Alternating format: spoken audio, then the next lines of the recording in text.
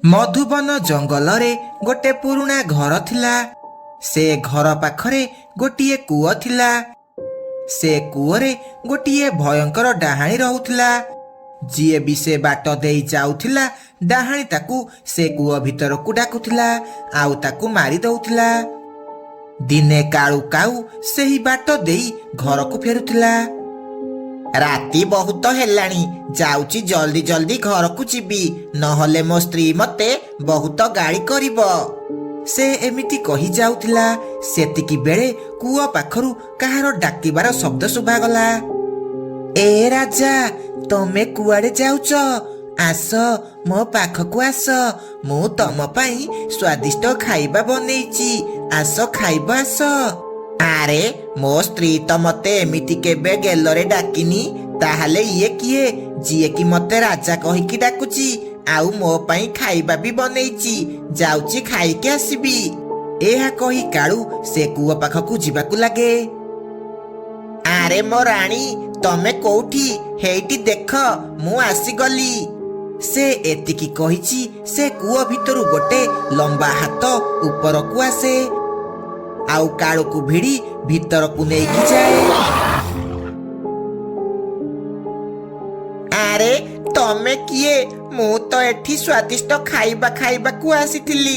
ଲାଗୁଛି ମୁଁ ଆଜି ଖାଇବା ହେଇଯିବି। ହେ ଭଗବାନ, ମୁଁ କୋଉଠି ଫସିଗଲି? ଆରେ, ମୁଁ ପା ସେଇ ଯାହାକୁ ତୁ ଖୋଜୁଥିଲୁ। ମୁଁ ତତେ ଖାଇବାକୁ ଦେବି। ଆରେ, ତମେ ତ ଗୋଟେ ଡାହାଣୀ, ତମେ ମତେ କଣ ଖାଇବାକୁ ଦେବ? ମତେ ଯିବାକୁ ଦିଅ, ଘରେ ମୋ ସ୍ତ୍ରୀ ମୋର ଅପେକ୍ଷା କରିଥିବ। ଦୟାକରି ମତେ ଛାଡ଼ି ଦିଅ। ନାଇଁ ନାଇଁ, ତମେ ଏତେ ଦୂରରୁ ଆସିଛ ମାନେ ଖାଇବା ଖାଇକି ହିଁ ଯିବ।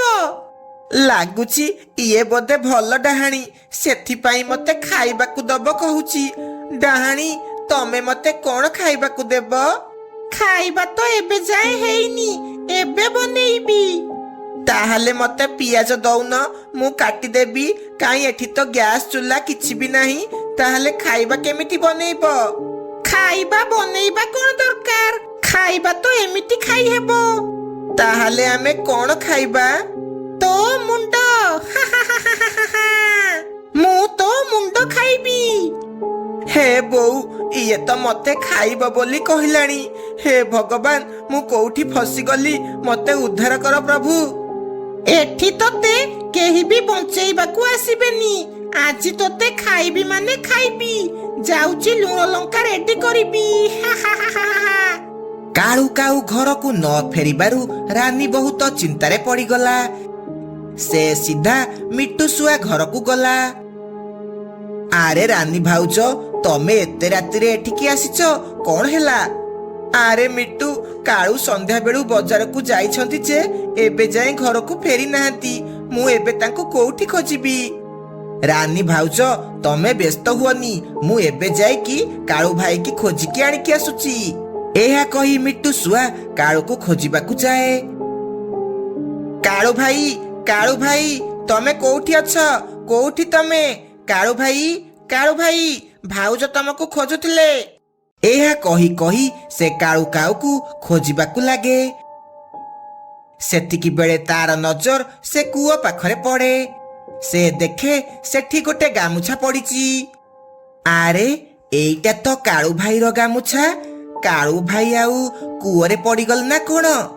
ଆରେ ମରିଗଲି ରେ, ଏଇଟା ତ ସେଇ ଡାହାଣୀ କୂଅ। ଏବେ କାଳୁ ଭାଇକୁ ତ ସେ ଡାହାଣୀ ମାରିଦେବ। ନା, ମତେ କାଳୁ ଭାଇକୁ ଯେମିତି ହେଲେ ବଞ୍ଚେଇବାକୁ ପଡିବ। ଏହା କହି ମିଟୁ ସେଠାରୁ ଦୌଡ଼ିକି ଜଙ୍ଗଲ ଭିତରକୁ ଯାଏ। ସେ ଦେଖେ ଗୋଟେ ଗଛ ମୂଳେ ହନୁମାନଙ୍କର ମୂର୍ତ୍ତି ଥୁଆ ହେଇଛି।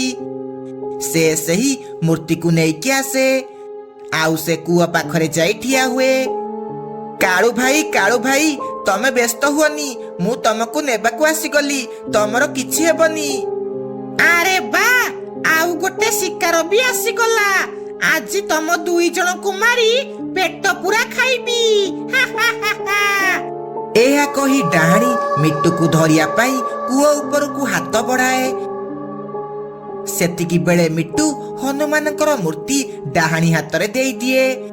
ସେ ସେହି ମୂର୍ତ୍ତିକୁ ମିଟୁ ଭାବି ତଳକୁ ନେଇକି ଯାଏ। ଆରେ ମୁଁ କାହାକୁ ଧରିଦେଲି ଏବେ ମୋର କଣ ହେବ? ସେତିକି ବେଳେ ହନୁମାନଙ୍କ ମୂର୍ତ୍ତିରୁ ଜୋରେ ଲାଇଟ୍ ହୁଏ ଆଉ ଡାହାଣୀ ଉପରେ ପଡେ। ଡାହାଣୀ ଦେହ ଜୋରେ ଜୋରେ ଜଳିବାକୁ ଲାଗେ। ସେ ଜୋରେ ଛଟପଟ ହେବାକୁ ଲାଗେ। ଛାଡ଼ିବିନି, କାହାକୁ ବି ଛାଡ଼ିବିନି। ମୁଁ ପୁଣି ଥରେ ଆସିବି ଆଉ ସମସ୍ତଙ୍କୁ ମାରିଦେବି। ଏମିତି ଛଟପଟ ହେଇ ଡାହାଣୀ ଜଳି ପୋଡ଼ି ପାଉଁଶ ହେଇଯାଏ। ତାପରେ ମିଟୁ କାଳୁକୁ ଉପରକୁ ବାହାର କରେ। ତାପରେ ସେମାନେ ଖୁସି ଖୁସି ଘରକୁ ଫେରି ଆସନ୍ତି। ଗରମ ଦିନ ଆସି ଯାଇଥିଲା। ବହୁତ ଜୋରେ ଖରା ହେଉଥିଲା। ଖରା ଯୋଗୁ ପକ୍ଷୀପୁର ଜଙ୍ଗଲର ସବୁ ନଦୀ ନାଳ ଶୁଖି ଯାଇଥିଲା। ଜଙ୍ଗଲରେ ପାଣି ନଥିବାରୁ ପକ୍ଷୀମାନେ ବହୁତ ଚିନ୍ତାରେ ପଡ଼ିଗଲେ। ଆରେ ସାଙ୍ଗମାନେ, ଆମେ ଏବେ କଣ କରିବା? ଜଙ୍ଗଲରେ କୋଉଠି ବି ପାଣି ନାହିଁ। ଏବେ ଆମେ କଣ ପିଇବା? ମତେ ଲାଗୁଛି ଆମକୁ ଏବେ ଏ ଜଙ୍ଗଲ ଛାଡ଼ିବାକୁ ପଡ଼ିବ। ପାଣି ନ ପିଇ ଆମେ କେମିତି ରହିବା? ଆରେ ଆମେ ପାଣି ପାଇଁ ଆମ ଘର କାହିଁକି ଛାଡ଼ିକି ଯିବା? ଚାଲ ଆମେ ମିନୁ ଚଢ଼େଇ ପାଖକୁ ଯିବା। ତା ପାଖରେ ଯଦି କିଛି ପାଣି ଥିବ ସେ ଆମକୁ ପିଇବାକୁ ଦେବ। ଏହା କହି ସେମାନେ ସମସ୍ତେ ମିନୁ ଘରକୁ ଯିବାକୁ ଲାଗନ୍ତି। ଆରେ ସାଙ୍ଗମାନେ, କଣ ହେଲା? ବହୁତ ଚିନ୍ତାରେ ଥିଲା ଭଳି ଲାଗୁଛ।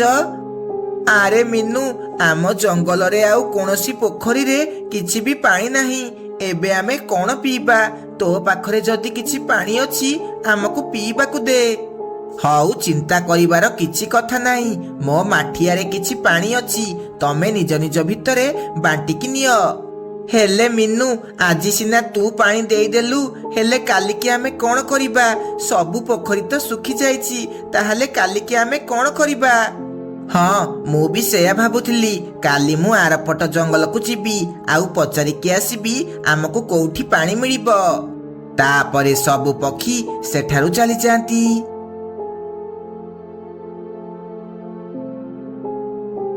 ତା ପରଦିନ ସକାଳୁ ମିନୁ ଚଢ଼େଇ ଆରପଟ ଜଙ୍ଗଲ ଯିବାକୁ ଲାଗେ। ସେ ସିଧା ତା ସାଙ୍ଗ ମୁନା ପେଚା ପାଖକୁ ଯାଏ। ଆରେ ପେଚା ଭାଇ, ଆମ ଜଙ୍ଗଲର ସବୁ ପୋଖରୀ ଶୁଖି ଯାଇଛି। କୋଉଠି ବି ପାଣି ନାହିଁ। ମତେ କହିପାରିବ ଆମକୁ କୋଉଠୁ ପାଣି ମିଳିପାରିବ? ଶୁଣେ ମିନୁ ଚଢ଼େଇ, ଆମ ଜଙ୍ଗଲର ଶେଷ ଆଡ଼କୁ ଗୋଟେ ପୋଖରୀ ଅଛି। ସେଠି ତମକୁ ପାଣି ମିଳିବ। ହେଲେ ତମେ ମାନେ ଦିନରେ ଆସିକି ପାଣି ନେବ। ରାତିରେ ସେଠାକୁ ଯିବନି, କାହିଁକି ନା ସେଠି ଗୋଟେ ଡାହାଣୀ ରହୁଛି। ସେ ରାତିରେ କାହାକୁ ବି ପାଣି ନେବାକୁ ଦଉନି। ଆରେ ପେଚା ଭାଇ, ଇଏ କି ବେକାର କଥା କହୁଛ? ଆଜିକାଲି ଦୁନିଆରେ ଡାହାଣୀ ଆଉ ନାହାନ୍ତି। ଆରେ ମୁଁ ସତ କହୁଛି, ମୁଁ ମିଛ କହୁନି। ସତରେ ସେଠି ଗୋଟେ ଡାହାଣୀ ରହୁଛି। ହଉ ଠିକ ଅଛି, ଆମେ ଦିନରେ ଆସିକି ପାଣି ନେବୁ, ରାତିରେ ସେଠାକୁ ଯିବୁନି। ଏହା କହି ମିନୁ ଚଢ଼େଇ ନିଜ ଜଙ୍ଗଲକୁ ଫେରି ଆସେ ଆଉ ବଣ୍ଟିକୁ ଯାଇ ସବୁ କଥା କୁହେ। କିନ୍ତୁ ରାତିରେ ଯିବା କଥା କିଛି କୁହେ ନାହିଁ। ମିନୁ, ତୋର ବହୁତ ବହୁତ ଧନ୍ୟବାଦ। ମୁଁ ଏବେ ଯାଇ ସମସ୍ତଙ୍କୁ ଏକଥା କହିଦେବି। ସମସ୍ତେ ଯାଇ ସେଇଠୁ ଏବେ ପାଣି ଆଣିବା। ଏହା କହି ସେମାନେ ନିଜ ନିଜ ଘରକୁ ଚାଲିଯାଆନ୍ତି। ରାତିରେ ଗୋଟେ ବୁଢୀ କାଉ ସେ ପୋଖରୀକୁ ପାଣି ନେବାକୁ ଯିବାକୁ ଲାଗେ। ସେ ଜାଣିନଥିଲା ଯେ ସେ ପୋଖରୀରେ ଗୋଟେ ଡାହାଣୀ ରହୁଛି। ସେ ଯାଇ ତା ମାଠିଆରେ ପାଣି ଭରେ। ସେ ଯେମିତି ପାଣି ଭରିଛି, ସେଠାରେ ଗୋଟେ ଭୟଙ୍କର ଡାହାଣୀ ପ୍ରକଟ ହୁଏ। ତୋର ଏତେ ସାହସ? ତୁ ଏଠାକୁ ଆସି ପାଣି ନଉଛୁ?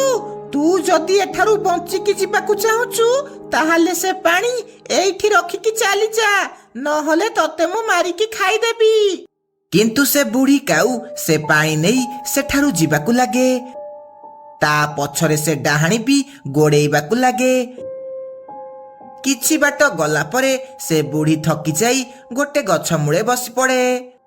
ମତେ ଛାଡ଼ି ଦିଅ, ମତେ ଯିବାକୁ ଦିଅ। ମୁଁ ତମର କଣ ଭୁଲ କରିଛି? ମୁଁ ତ ଖାଲି ପାଣି ନଉଥିଲି, ସେଥିରେ ତମର କଣ ଅସୁବିଧା ଅଛି?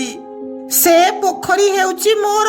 ତମେ ମାନେ କେହି ବି ସେ ପୋଖରୀରୁ ପାଣି ନେଇ ପାରିବନି।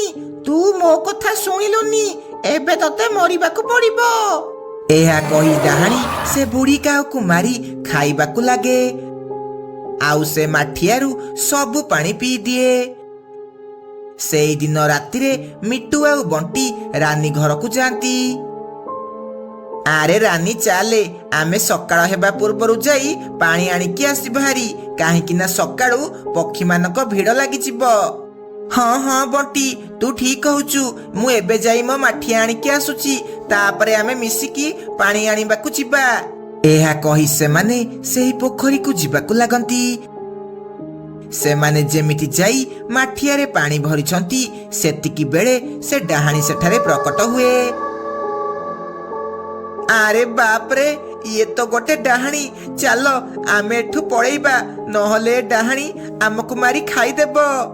ଏହା କହି ସେମାନେ ମାଠିଆ ଛାଡ଼ି ସେଠାରୁ ଦୌଡ଼ିକି ପଳାନ୍ତି ଆଉ ସିଧା ମିନୁ ଘରକୁ ଯାଆନ୍ତି। ଆରେ ସାଙ୍ଗମାନେ, ତମର କଣ ହେଲା? ଏତେ ରାତିରେ ତମେ ଏଠାକୁ କାହିଁକି ଆସିଛ? ଆରେ ମିନୁ, ସେ ପୋଖରୀକୁ ଆମେ ପାଣି ନେବାକୁ ଯାଇଥିଲୁ, କିନ୍ତୁ ସେଠି ଯାଇ ଆମେ ଯେମିତି ପାଣି ଭରିଛୁ, ଗୋଟେ ଡାହାଣୀ ସେଠାକୁ ଆସିଲା ହାରି। ଆମେ ମାଠିଆ ଛାଡ଼ି ଦୌଡ଼ିକି ପଳେଇ ଆସିଲୁ। ଆରେ ହଁ, ମୁଁ ଗୋଟେ କଥା କହିବାକୁ ତତେ ସେଦିନ ଭୁଲି ଯାଇଥିଲି। ସେ ପୋଖରୀରେ ଗୋଟେ ଡାହାଣୀ ରହୁଛି, ଆଉ ସେ ରାତି ହେଲେ ବାହାରୁଛି। ତମେ ଏବେ କାହିଁକି ପାଣି ଆଣିବାକୁ ଯାଇଥିଲ? ଆରେ ମିନୁ, ସକାଳେ ଭିଡ଼ ହେବ ବୋଲି ଆମେ ରାତିରେ ପାଣି ନେବାକୁ ଯାଇଥିଲୁ। ଏବେ ସେ ଡାହାଣୀର କିଛି କରିବାକୁ ପଡ଼ିବ, ନହେଲେ ଆମେ ସେଠାରୁ ପାଣି କେମିତି ନେବା? ତାପରେ ମିନୁ ତା ଉପାୟ ବିଷୟରେ ସେମାନଙ୍କୁ ସବୁ କଥା କୁହେ। ହଉ ଠିକ ଅଛି ମିନୁ, ଆମେ ସବୁ ବୁଝିଗଲୁ। ଆମେ ଏବେ ଏମିତି ହିଁ କରିବା। ତାପରେ ମିନୁ ଗୋଟିଏ ମାଠିଆ ନେଇ ସେ ପୋଖରୀକୁ ପାଣି ଆଣିବାକୁ ଯାଏ। ସେ ଯେମିତି ମାଠିଆରେ ପାଣି ଭରିଛି, ସେ ଡାହାଣୀ ସେଠାରେ ପ୍ରକଟ ହୁଏ। ମିନୁ ସିଧା ସେ ପାଣି ନେଇ ସେଠାରୁ ଦୌଡ଼ିକି ଯିବାକୁ ଲାଗେ। ଡାହାଣୀ ବି ତା ପିଛା କରିବାକୁ ଲାଗେ। ରାନୀ ଗଛ ଉପରେ ଗୋଟେ ମାଠିଆରେ ଗଙ୍ଗା ଜଳ ଧରିକି ବସିଥିଲା। ମିନୁ ନିଜ ମାଠିଆ ଥୋଇ ସେ ଗଙ୍ଗା ଜଳ ଥିବା ମାଠିଆକୁ ନେଇ ସେଠାରୁ ଯିବାକୁ ଲାଗେ। କିଛି ବାଟ ଗଲା ପରେ ଡାହାଣୀ ତାକୁ ଧରି ପକାଏ। ଏବେ ତୁ କୁଆଡେ ଯିବୁ ଚଢେଇ? ତୋର ଏତେ ସାହସ? ତୁ ମୋ ପୋଖରୀରୁ ଆସିକି ପାଣି ନଉଛୁ?